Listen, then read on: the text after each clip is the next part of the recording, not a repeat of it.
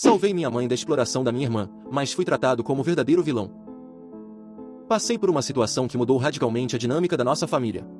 Recentemente, me vi no centro de um conflito que envolvia a exploração financeira de minha própria mãe, uma senhora idosa, com quase 80 anos, que acabou sendo coagida a financiar praticamente toda a mobília da casa da minha irmã. Esse episódio não foi um fato isolado, mas o ponto de partida de uma cadeia de acontecimentos que revelaram a ganância e a falta de consideração para com a pessoa que sempre cuidou de nós.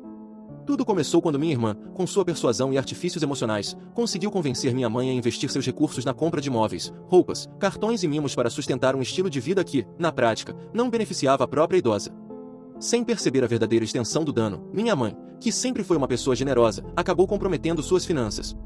De um dia para o outro, a senhora passou a enfrentar uma avalanche de dívidas, nome sujo e uma sensação de desamparo, enquanto os recursos destinados à sua própria subsistência eram desviados para sustentar os caprichos e desejos da minha irmã. As contas se acumulavam rapidamente. Minha mãe era titular das faturas de água, luz, internet e outras despesas, além de ser a dona legal do carro que minha irmã dirigia. A situação chegou a um ponto crítico, as dívidas ultrapassavam R$25 mil, e minha mãe se via cada vez mais impotente diante das cobranças e dos juros que só aumentavam. Nesse cenário de abandono e exploração, percebi que não poderia mais ignorar a realidade que se impunha. Foi então que decidi tomar medidas drásticas para proteger minha mãe e preservar a sua dignidade, ainda que a decisão me condenasse aos olhos de alguns familiares. Acionei meu advogado e, num processo conturbado e emocionalmente desgastante, cheguei à decisão de interditar judicialmente minha mãe. A ação, embora extrema, era necessária para salvaguardar os direitos dela e impedir que a situação se agravasse ainda mais. A comprovação do superendividamento e a constatação da falta de renda suficiente para arcar com todas as obrigações foram fundamentais para justificar essa medida, que, de forma controversa, me colocou no papel de responsável legal por sua gestão financeira. Nessa primeira fase, a tensão familiar aumentava a cada dia.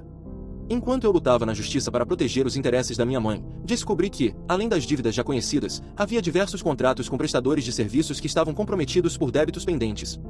Sem tempo a perder, entrei em contato com as empresas de água, energia e internet para cancelar os contratos, mesmo sabendo que isso significaria arcar pessoalmente com dívidas que haviam sido contraídas sem meu consentimento.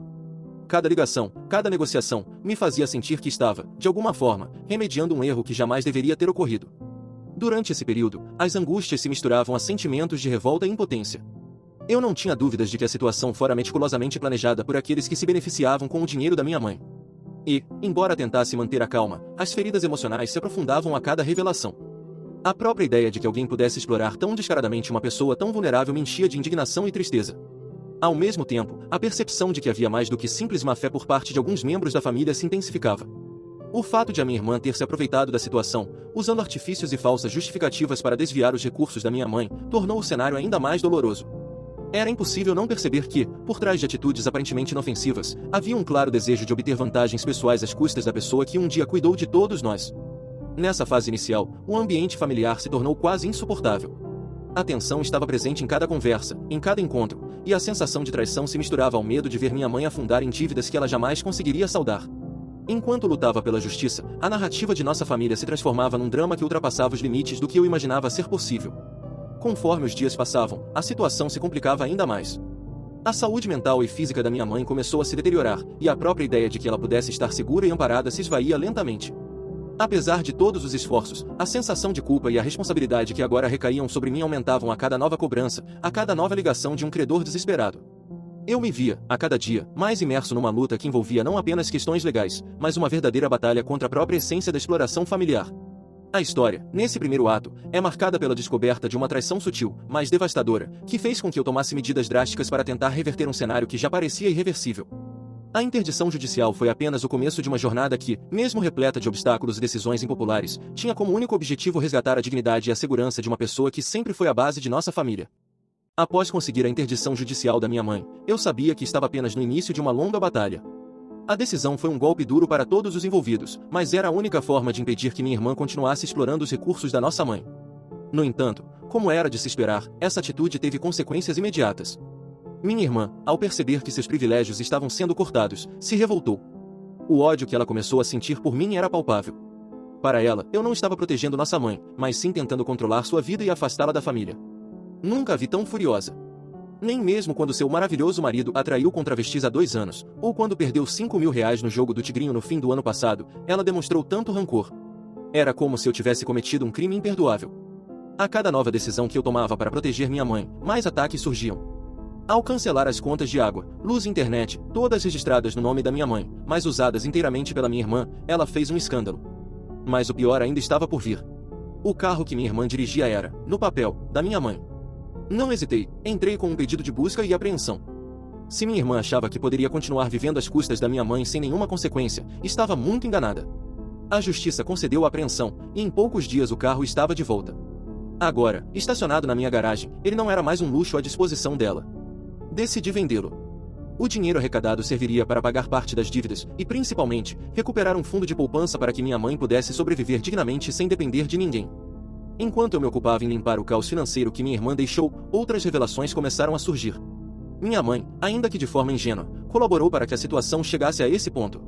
Ela nunca me contou sobre o que estava acontecendo porque acreditava que essas dívidas morreriam com ela. Para ela, não fazia sentido se preocupar, pois achava que não viveria o suficiente para ver o problema se resolver. Foi aí que descobri o verdadeiro tamanho da manipulação da minha irmã. Durante mais de 2 anos, ela e minha mãe esconderam de mim essa situação. Todo o dinheiro da minha mãe era desviado para os luxos da minha irmã, enquanto eu, sem saber de nada, bancava todas as despesas essenciais da minha mãe, comida, remédios, consultas médicas, entre outros. O que mais me chocou foi como a verdade veio à tona. Uma amiga da minha esposa ouviu minha mãe confessar a situação e imediatamente nos contou. Essa amiga, por sinal, odiava minha irmã porque já tinha levado calotes dela no passado. Se não fosse por essa informação, talvez eu ainda estivesse no escuro, acreditando que minha mãe estava financeiramente estável. Agora, eu, que sempre fui responsável com meu dinheiro, que nunca peguei um centavo emprestado no banco, era visto como o grande vilão da história. Minha família me pintou como o destruidor de lares, aquele que estava separando mãe e filha. O fato de que eu estava salvando minha mãe da ruína parecia irrelevante para todos. A única pessoa que realmente me importava nesse meio era meu sobrinho. Apesar de tudo, ele não tinha culpa das escolhas da mãe. Eu pagava sua escola particular, os materiais, passeios e qualquer custo relacionado à sua educação. Mas, segundo meu cunhado, eu nunca mais o veria. Foi uma ameaça vazia, afinal, até hoje eles não tiraram o menino da escola que eu pago. No fundo, sabiam que o maior prejudicado nisso tudo seria meu sobrinho, e eu tinha certeza de que faziam questão de manter esse benefício. Enquanto tudo isso acontecia, minha irmã continuava tentando reverter a situação a seu favor. A grande questão agora era a casa da nossa mãe. Ela queria, de qualquer jeito, vender a casa ou, no mínimo, convencer minha mãe a se mudar para um aluguel, deixando o imóvel para que ela e o marido fossem morar. A justificativa? Eles estavam cansados de pagar aluguel e condomínio. O problema é que a casa era patrimônio da nossa família. Quando meu pai morreu, anos atrás, compramos as partes do inventário. Minha irmã vendeu os 25% dela para mim, mas ainda restava a parcela que minha mãe detinha. Isso significava que, quando minha mãe morresse, eu teria 75% do imóvel. Minha irmã via isso como um problema. Ela queria a casa agora. Se possível, sem precisar pagar nada por isso. A proposta dela era clara: ou eu aceitava vender e dividir o dinheiro, ou minha mãe deveria sair de lá e eles assumiriam o imóvel.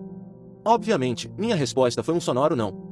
Minha mãe não queria sair da casa em que viveu por mais de 40 anos. E eu, que moro a menos de 2 quilômetros de distância, me sentia muito mais confortável com ela ficando onde estava. Mas minha irmã insistia. Chegou a sugerir que minha mãe se mudasse para o outro lado da cidade, alugando um apartamento, para que ela e o marido pudessem viver no que era, na verdade, o fruto do esforço dos meus pais. O mais irônico disso tudo? Minha irmã nem sequer queria morar com minha mãe. Segundo ela, isso estragaria a intimidade do casal. Então, além de querer tirar minha mãe da própria casa, ela queria se livrar dela ao mesmo tempo. Era o cúmulo da hipocrisia. Minha mãe, por outro lado, estava cada vez mais chateada comigo. Ela não entendia que eu estava tentando protegê-la. Para ela, eu estava simplesmente afastando sua filha, dificultando a convivência da família. A decepção foi imensa. Eu esperava ingratidão da minha irmã. Mas da minha mãe? Isso me devastou. Ela não conseguia enxergar que eu a salvei de ser explorada. Em sua mente, tudo o que fiz foi para prejudicar o relacionamento dela com a filha. As noites se tornaram um tormento para mim. Muitas vezes, acordei no meio da madrugada, tomado pelo ódio e pelo sentimento de injustiça. Em certos momentos, pensei seriamente em simplesmente deixar tudo para trás, deixá-los se afundarem e cortar relações de uma vez. Mas minha esposa foi minha fortaleza. Ela me ajudou a manter o foco e a lembrar que eu estava fazendo certo. A luta ainda não tinha acabado. Mas, naquele momento, percebi que, independentemente do que eu fizesse, eu nunca seria visto como o herói da história. As semanas seguintes foram um verdadeiro teste para minha paciência e sanidade. Minha mãe continuava ressentida, minha irmã cada vez mais furiosa e eu tentando equilibrar tudo sem desmoronar. O estresse era avassalador. Por mais que eu soubesse que estava fazendo certo, a falta de reconhecimento da minha mãe doía mais do que eu imaginava. Ela ainda via a situação sob a ótica da minha irmã, acreditando que eu estava sendo cruel e exagerado. Segundo ela, mesmo com os abusos financeiros, família é família e não se abandona ninguém. Era como se a culpa por todo esse caos fosse minha, e não de quem realmente aproveitou da fragilidade dela. A verdade, porém, era que minha irmã não se importava com família. Se importava apenas com o que podia arrancar dos outros. E eu havia cortado o fornecimento. Depois que vendi o carro, quitei parte das dívidas mais urgentes.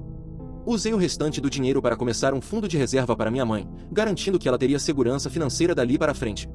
Também comecei a fazer melhorias na casa, consertei vazamentos, troquei móveis antigos e investi no conforto dela. A ideia era simples, garantir que ela tivesse uma vida digna, sem precisar contar com mais ninguém. Enquanto isso, minha irmã continuava insistindo na venda da casa. Chegou a sugerir que fossemos para a justiça discutir a questão. Mas ela sabia que estava em desvantagem, eu já havia comprado a parte dela no passado, e, no momento, 50% do imóvel era meu. Quando minha mãe partisse, esse número subiria para 75%. Então veio o golpe final. Ela tentou convencer minha mãe a reverter a interdição. Disse que ela ainda tinha o direito de decidir o que queria fazer com o dinheiro e com a casa. Foi um jogo sujo, pois minha mãe, teimosa e resistente, ficou tentada a entrar na briga.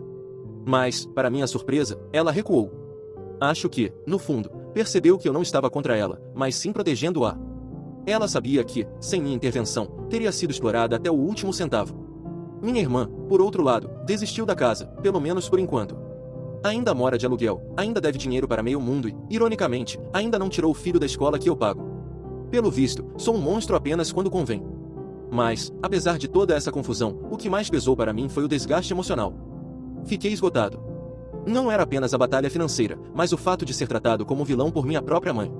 Por diversas noites, acordei tomado pela frustração. Cheguei a pensar em simplesmente sumir, cortar relações de vez. Deixar que minha mãe resolvesse os próprios problemas e que minha irmã afundasse sozinha. Minha esposa foi meu pilar durante todo esse tempo. Foi ela quem me lembrou que, no final das contas, eu estava fazendo o que era certo, mesmo que ninguém reconhecesse. Com o tempo, minha mãe começou a perceber os benefícios das mudanças que fiz. Aos poucos, as reclamações deram lugar a agradecimentos discretos. Ela passou a aproveitar a casa reformada, a ter um pouco mais de conforto e, acima de tudo, a não se preocupar mais com contas e dívidas. Se isso significa que ela finalmente me vê como o filho que a salvou? Talvez nunca totalmente. Mas, no fim do dia, eu sei que fiz o que era necessário. Meu conselho continua o mesmo: protejam-se. Não se deixem enganar por discursos familiares que ignoram abusos e exploração. Seu esforço, seu dinheiro e sua sanidade valem mais do que agradar quem só quer se aproveitar de você. Se existe uma lição que tiro de tudo isso, é que nem sempre quem faz o certo é visto como herói. Mas, no final, o que importa é a consciência limpa. E isso, ninguém pode tirar de mim. Opa, parece que essa história acaba por aqui. O que acha de se inscrever no canal para receber mais vídeos como esse? Seria de grande ajuda. Enfim, mais uma vez muito obrigado. E até a próxima.